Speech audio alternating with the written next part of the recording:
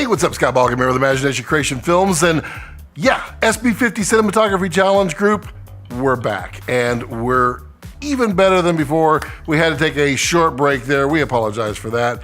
As you know, well, you've heard all the stories, you know why. So here's where we're going to go from here, because you've learned quite a bit up until this point. But now we want to give you reasons to do it. So what we're going to be talking about is camera motivation. Now, this is going to be more of a lecture video, so I don't have a lot of examples to give. In fact, I have 0 examples to give, but I'm going to talk about why. We're going to talk about motivation of the camera, and the camera being part of what you're trying to convey. For instance, I want you to think of a particular scene, let's say panic. So you have a person who is panicked. Now, you have at your disposal, you have an actor who is going to be acting panicked. But you also have tools to help sell the panic, and that's your camera.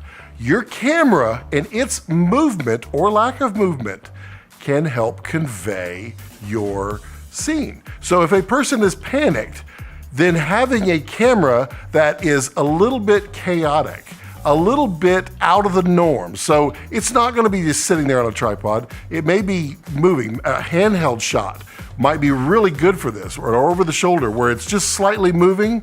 You kind of see them in war shots and a lot of things, but just a little bit of movement will help the viewer feel like there's something wrong with the environment. The environment is moving as well as the actor themselves. Now, if you do it subtly enough, so you don't have to sit there and wiggle it like this, a shaky cam, you just slight little movements, just a handheld feel to it.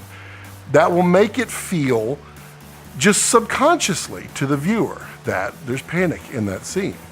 Another thing you could think of would be like romance or elegance. So elegance, if you had, say, a ballerina dancing would be flowing and jumping all around. I can't do that because clearly I'm not a ballerina.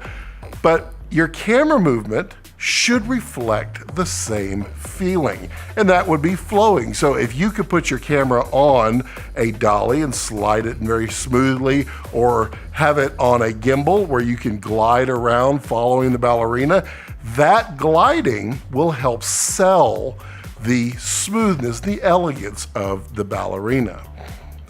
Another example would be when things are structured, things are definite, things are well planned and well thought out. You've got a character who is just absolutely everything goes to plan. Well, then you might think maybe lock off all of those camera shots, put them on the tripod and don't let them move. Everything be static, which would be very by the book to the visual of the viewer.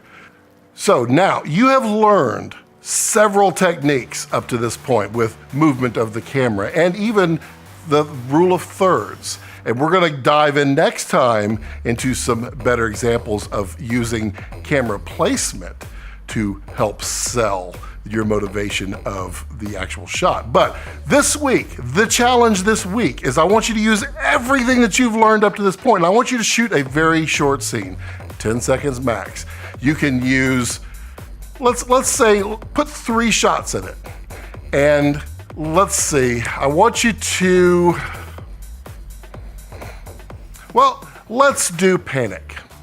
Let's do panic, fear, suspense, concern. Doesn't have to be any hard version of any of those, but any of those, I've just explained to you how maybe a slight use of shakiness will help with that. So let's shoot a 3-shot, 10-second video that makes it appear like the person is panicked. Have the character also be panicked and have the camera be panicked.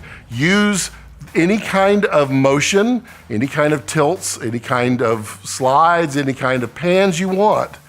Anything that would help sell the character. Now I'm gonna give you a little hint. Just if you're gonna go for the suspense and you're going to go for something that's gonna come up behind you, okay? You got your rule of thirds. Remember, if you put your person like this, I'm on the third, and you have everything in front of you, which means that the world is in front of that character. Now, if I step here, there's the world behind me. So if you're shooting suspense for thought, then if you place your person here, then something may be coming up behind you. This could be a little bit of a concern. All right, so 10-second video, upload that to our SB50 Cinematography Challenge group. Also tell everybody about the group. We are coming back, and we are coming back hard, and we're gonna have a lot of fun. We've got a lot more of this going, as well as starting to begin to tell your story. So make sure you subscribe to Bill Howard's channel and mine. Yeah, have a great time. Ask all kinds of questions out there. Don't be afraid of this. Don't say, oh my gosh, that's just too much. Don't let it. Just have a little fun with it. And you know what? If it doesn't come out right, don't worry about it. We've got so many more weeks ahead. So, all right, everybody get out there and have some fun.